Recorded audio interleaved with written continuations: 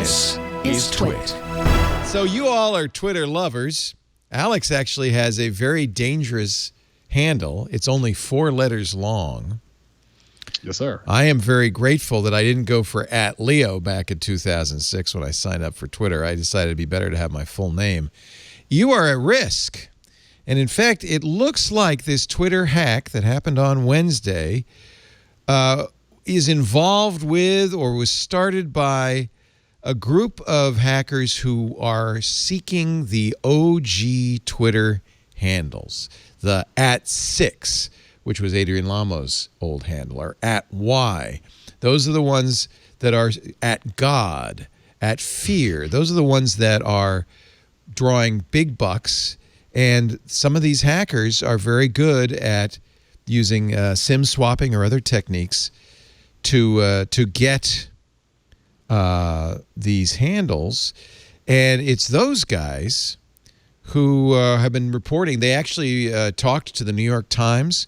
Lucky225 has a Medium post about the Twitter hack. Lucky225 actually owned Adrian Lamo's @6 account after Adrian passed away, and he noticed it had been hacked because the bad guys, which in this case they would change everything, including verification phone numbers, email addresses, so you might never know except that your password stopped working. But they forgot to change the Google Voice number. He sent out a tweet. This was early Wednesday, saying there's something going on, and it's much more than just guessing a password or a SIM hijacking. They somehow have really gotten into Twitter. And I kind of suspected that immediately, too, because when you see Barack Obama's account hacked, Joe Biden's account hacked, you know that at least those two are certainly using strong two-factor authentication. Obama is the #1 most followed person on Twitter, so Twitter likely has additional security on his account as they do on President Trump's. Note that President Trump did not get hacked, but Twitter immediately kind of went crazy. So the hacks that we all saw, and I'll just recap for those of you who stayed away from the news this week for good reason. The hack essentially was an account takeover, and it would be displayed by a tweet that says, hey, something along the lines of, hey, I want to give back to my community, so for the next 24 hours, I'm going to double any Bitcoin sent to this address.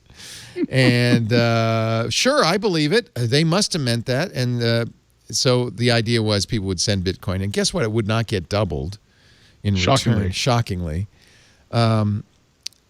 As soon as we saw this, and we were doing This Week in Google when it happened, it was immediately obvious somebody had gotten deep into the Twitter credentials. Either it was a rogue Twitter employee, which has happened before, a contractor leaving Twitter in 2017 disabled the president's account. So we know that's possible. It seems to be that, according to the New York Times, this is actually really shocking. Twitter had, and Seth, I'll defer to you on this because you're the security guru, and I'm sure you've been doing nothing over the last 3 days but writing about this. Twitter had apparently put the credentials for its God mode dashboard in their Slack channel and pinned it. Boo. Yep. Boo. Hiss. So at the Parallax, we actually ran a story, I think it was 2 years ago, on how you need to not use Slack for important trusted communication. Okay. I don't know what to tell you. It's yeah. So we haven't confirmed that. Twitter hasn't confirmed it, but the New York Times reported it, and I think it's fairly credible. They were talking to people who were on the periphery of this hack. These guys who SIM swap and steal single character Twitter handles and short ones like @Alex. Has anybody ever tried to hack you? Not that I've noticed, but I do run. I mean, I'm not going to exactly detail what security I use, but my Twitter account was the first thing that I put on my password manager, and I have other security stuff attached to it, just out of general, general reasonableness. But I was most surprised that they got to Joe Biden's account in all of this, because when it was so secure, right? You would think so, right? Well, now after I heard about the Slack thing, I was less sure. But when they got Elon, well, but that's Twitter's fault. That's not Joe Biden's fault. Entirely. No, I'm not going to mock Joe Biden. Twitter has a God mode that is accessible apparently without, severe, for instance, it should be IP checked, it geolocated checked. It should only be accessible to the most trusted Twitter employees, and it should not have its credentials posted in a Slack channel. No. There's one other really serious issue that came out of this that I find to be very mind-boggling, which is that it does appear that some direct messages from accounts that were hacked, although not the verified accounts, but the non-verified accounts, were downloaded or otherwise accessed. And the problem there is that people like using a service. So you're in Twitter, you want to continue using Twitter, you don't want to have to hop out and use an end-to-end encrypted service, even though you may have Signal on your phone or Wire or whatever. And people still, including in the InfoSec world, still communicate very confidential information over Twitter DM. Dopey, do not. It really just sort of beggars the mind. Like, why on earth would you do this when you know it's not secure? When you know Twitter employees have access? I was talking with somebody about it, and I said, this is like if Twitter is the public square, then you're going off into a corner of the public square and having a conversation. You think it's private, but everyone else is still around you. It's just that, it looks like you're being a little bit more secretive. It's really mind-boggling. How much, Seth, you've covered break-ins and things like this for years. How much should we trust, for instance, these hackers, these SIM swapper hackers telling the news, and Plug Walk Joe, for instance? Right. How accurate is this?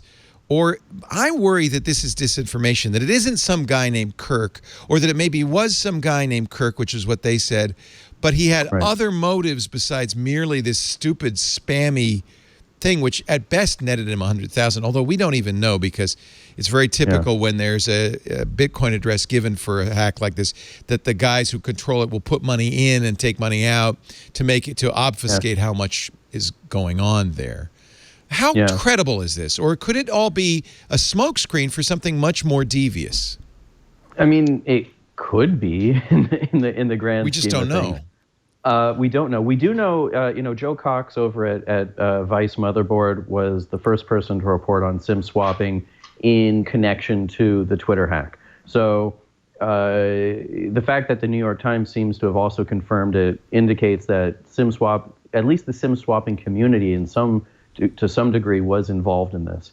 What were the motives as they were reported by the New York Times or as they were reported by Joe Cox?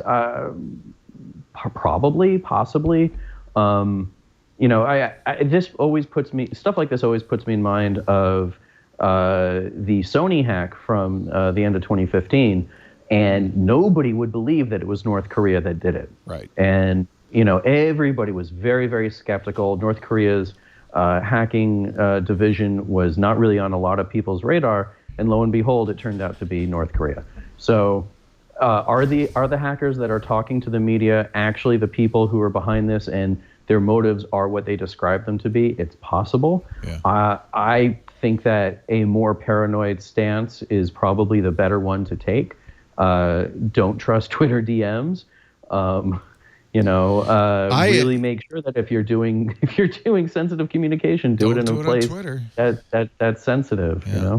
And I made my Twitter account private, but that's useless, because if somebody has access to the God mode dashboard, they could change anything. They could make it public again. They can do anything they want. I use a YubiKey. I turned off SMS. For a normal hacker, that would be good security. But if you've got the dashboard, it doesn't matter. It doesn't matter. If you're using services that are not end-to-end encrypted, which basically means that the only people that can see messages are at either end of the message, the person sending it and the person receiving it, then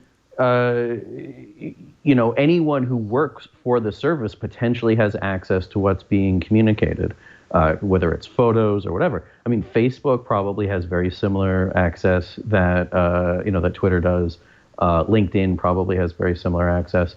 I mean, the thought of like LinkedIn getting hacked and whatever's being said in those messages between people, I think is truly terrifying, because that's ostensibly where so much business is being conducted.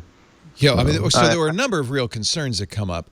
One is they could tweet as President Trump, you know, Well, go to your basements because I'm about to launch a nuclear attack on Russia. Yeah. They could, I mean, who knows how much chaos that would cause, but the point is the president uses Twitter for policy statements. Yes. And it's risky now that somebody could have impersonated him. I think it's also telling that somebody did not impersonate him.